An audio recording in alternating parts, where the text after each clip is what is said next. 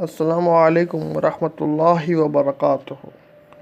دیوبندی حضرات کے اوپر جب ہم نے قرآن و حدیث کی دعوت پیش کی اور لوگوں کو صحیح دین کی طرف بلانا چاہا تو ان کو معلوم پڑ گیا کہ وہ کتنے پانی میں ہیں، اور بہت پریشان ہو گئے کہ ان کی مسجدوں میں لوگ جہاں 20 رکعت تراویح ہوتی ہے وہاں 8 پڑھ کے کیوں نکل رہے ہیں۔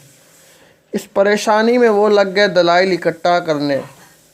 چلیے، انہوں نے بہت سے موضوع من گھڑت روایتیں جمع کی جس کا انشاءاللہ ہم جواب دیں گے، لیکن جمع کرتے کرتے ایک ایسی حرکت کر بیٹھے کہ جس کا ہمیں اندازہ بھی نہیں تھا۔ دیوبندی حضرات جا کر گر پڑے شیعوں کے پاؤں میں، اور یہاں تک کہ شیعوں کی کتابوں سے بھی دلیل لینا چالو کر دیا۔ آپ یقین نہیں کریں گے، لیکن آئیے ہم آپ کو دکھاتے ہیں۔ الیاس گمن صاحب نے اپنی کتاب نماز تراویح 20 رکعت سنت موقدہ ہے، یہ کتاب احنافمیڈیا.com پہ ہر کسی بھائی کو بڑے آرام سے مل جائے گی۔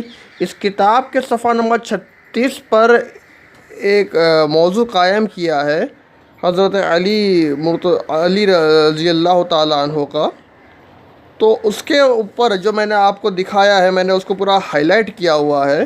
اسی کتاب کے اندر انہوں نے جس کتاب کی دلیل دیا ہوا، جس کو میں نے ریڈ میں ہائی لائٹ کیا، وہ کتاب کا نام ہے مسند الامام الزید، جو کہ اہل سنت کی کتاب نہیں ہے، بلکہ یہ کتاب زیدی فرقہ جو کہ شیعہ رافضی کا ہے ان کی کتاب ہے۔ آئیے اب اس کی بھی ہم آپ کو دلیل دیتے ہیں۔ اب اس کتاب کا شیعہ رافضیوں کی کتاب ہونے کی سب سے بڑی دلیل یہ ہے کہ جب آپ اس کے بارے میں سرچ کریں گے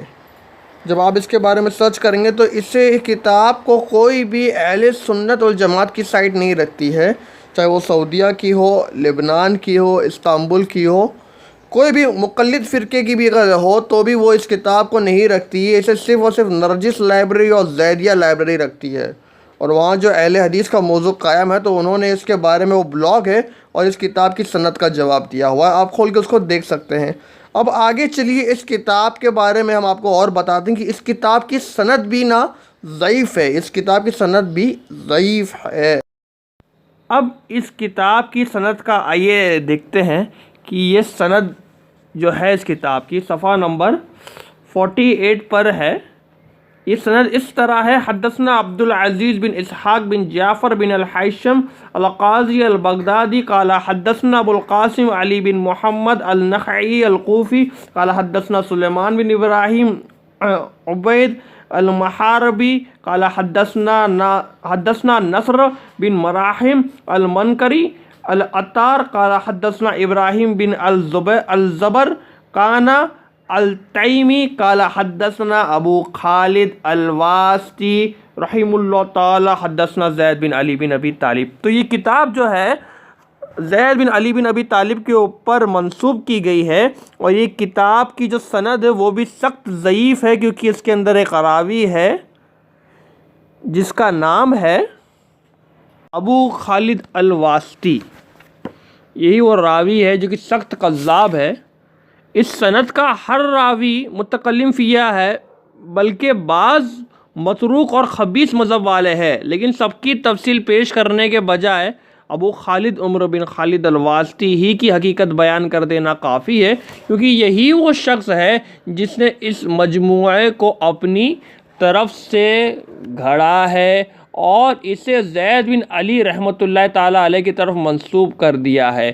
یعنی ابو خالد عمر بن خالد الواسطی نے زید بن علی رحمہ اللہ کی کتاب روایت نہیں کی ہے، بلکہ خود ہی یہ کتاب مرتب کی ہے۔ اب اس راوی کے بارے میں ہم آپ کے سامنے بیان کرتے ہیں کہ یہ راوی کے بارے میں سلف کے کیا اقوال ہے۔ اب امام احمد بن حنبل رحمۃ اللہ علیہ فرماتے ہیں اس کے بارے میں کہ یہ بہت بڑا جھوٹا ہے، یہ زید بن علی سے ان کے آبا و اجداد کی طریق سے من گھڑت احادیث بیان کرتا ہے اور جھوٹ بولتا ہے۔ حوالہ ضعفاء الکبیر للعقیلی کے اندر جلد نمبر 3 صفحہ نمبر 268 آئیے اب اور اقوال دیتے ہیں کیا کہا گیا اس کے بارے میں۔ امام واقعہ رحمۃ اللہ علیہ کہتے ہیں کہ کانا قذاب، یہ بہت بڑا جھوٹا ہے۔ المعرفۃ التاریخ کے اندر یہ بات اسناد صحیح کے ساتھ، صحیح سند کے ساتھ موجود ہے۔ امام اسحاق بن راہویہ رحمۃ اللہ علیہ نے کہا کہ یضع الحدیث، یہ حدیث گھڑتا تھا۔ امام ابو الزرع الرازی رحمۃ اللہ علیہ نے کانا یضع الحدیث، کہ یہ حدیث گھڑتا تھا۔ اور امام ابو داؤد رحمۃ اللہ علیہ نے کہا ھذا قذاب، یہ بہت بڑا قذاب ہے۔ تہذیب الکمال للمزی کے اندر امام دارقطنی رحمۃ اللہ علیہ نے کہا عمر بن خالد ابو خالد الواسطی قذاب، عمر بن خالد ابو خالد الواسطی بہت بڑا جھوٹا ہے۔ کتاب الضعفاء للدارقطنی کے اندر یہ بات موجود ہے۔ تو ہمارا سوال اب الیاس گمن صاحب کے ساتھ ہے کہ آپ دیوبندی حضرات، الیاس گمن صاحب کے چاہنے والے بھی اس بات کو سنیں کہ آپ لوگ جب اپنے آپ کو اتنا بڑا سپاہ صحابہ کہتے ہیں، صحابہ کے نعرے لگاتے ہیں، دوسروں کو شیعہ کہتے ہیں، اب میں اگر کسی چیز کی دلیل دیتا ہوں تو میری دلیل قرآن و حدیث ہے اور وہی دلیل میرا مسلک ہوتی ہے، تو آپ لوگ آخرکار شیعوں کے پاؤں میں کائے کو گر پڑے؟ شیعوں کی کتاب سے دلیل لینے کی آپ کو کیا ضرورت پڑ گئی کہ اہل حدیث کو شیعہ بول بول کے خود جا کر شیعوں کے دروازے کھٹکھٹا دیے، شیعوں کے پاؤں میں پڑھ کر ان کی کتابیں لا کر بھیک مانگ لی؟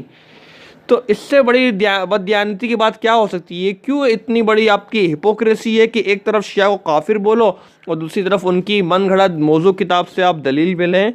اللہ تبارک و تعالیٰ سے دعا کہ الہ العالمین آپ کو ہدایت دے اور سمجھنے کی توفیق عطا کرے۔ وجزاکم اللہ خیر۔ السلام علیکم ورحمۃ اللہ وبرکاتہ۔